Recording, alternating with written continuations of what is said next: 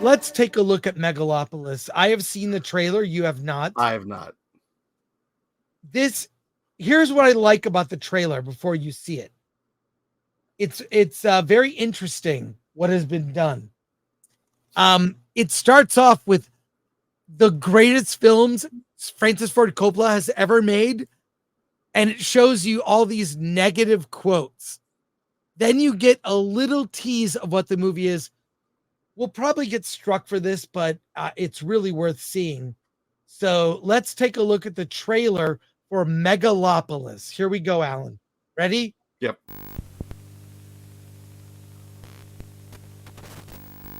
September 27th in Yellow. I'm all in. I'm so excited. I'm all in. It looks weird. It asks questions. He's even the movie got mixed reviews. To quite frankly, it's been genius, epic, amazing. The poster dropped too. Here's a look at the poster. It's gotten a mixed reaction, which is exactly the kind of film I'm dying to see, and I cannot wait to see it. Alan, your thoughts? You just saw the trailer. Yes, I'm just looking at the Rotten Tomatoes. It's at 53%. Yeah, it's going to be divisive, but he showed, and you never know if a movie is going to be a classic. I mean, people liked The Godfather for the most part, but even The Godfather got mixed reviews. It's too long, blah, blah, blah. What are your thoughts? Yeah, I mean, I look at the film footage from Megalopolis, and then it opens with the bad reviews, and I'm like, this is not Godfather. This is not Apocalypse Now. So I get why they're making the comparisons. Just saying, give the movie a shot. This is Francis Ford Coppola, for crying out loud. He directed Captain EO, for crying out loud. And so, but I agree with you.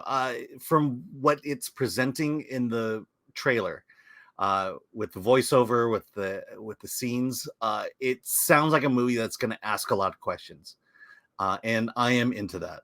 And the feeling, though, at the same time, is it feels a bit pretentious, like a little bit overblown. And so I have this. Okay. Well, I'll just say this. I have a sense that I'm either going to love this movie or I'm going to hate this movie. Well, here's the deal. I saw Apocalypse Now in its first run. Yeah, it was the movie to see, and I went as a kid. I didn't know what to think. I thought it was weird. I didn't get it. Like, yeah, but honestly, I mean, I was a teenager. I was a kid. Whatever. Yeah, but we had context. I mean, we were just out of the Vietnam War at that time. The Godfather. We have context. This is a mafia gangster movie. This one, I'm not sure what the context is, other than trying to make maybe a futuristic statement about today. Yeah, that's what all science fiction is. But let me just say that I think I like what I see.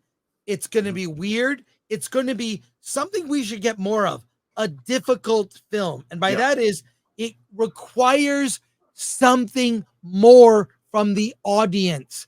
You have to think beyond what you're seeing on the screen and deal with the ideas that the movie presents. And I want more of that. We don't get enough of that. Oppenheimer did it last year. And like this could this be this year's Oppenheimer? I don't know. But I want more movies that ask questions rather than, don't get me wrong. I'm not an elitist. I like popcorn fare. I like a good blockbuster that's dumb and I can have fun with it. But I also like to contrast that. It's like, look, I like In-N-Out fast food.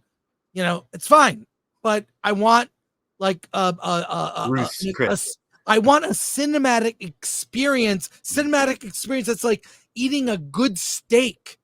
Give me some meat. Give me something that will be we have been talking about The Godfather and Apocalypse Now for years.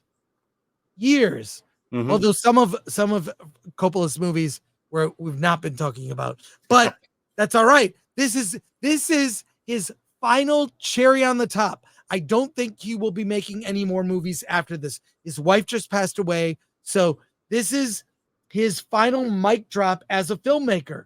And I, for one, am looking forward to it. Yeah. Let's go to I'm looking comments. I'll just say that this is an art film from a true artist. And it's weird because you could only get a film like this from Francis Ford Coppola. You could only get an Oppenheimer from Christopher Nolan. These kind of filmmakers are going the way of the dodo, and I don't know who is coming up behind them to produce work like this. Certainly, it's not Zack Snyder.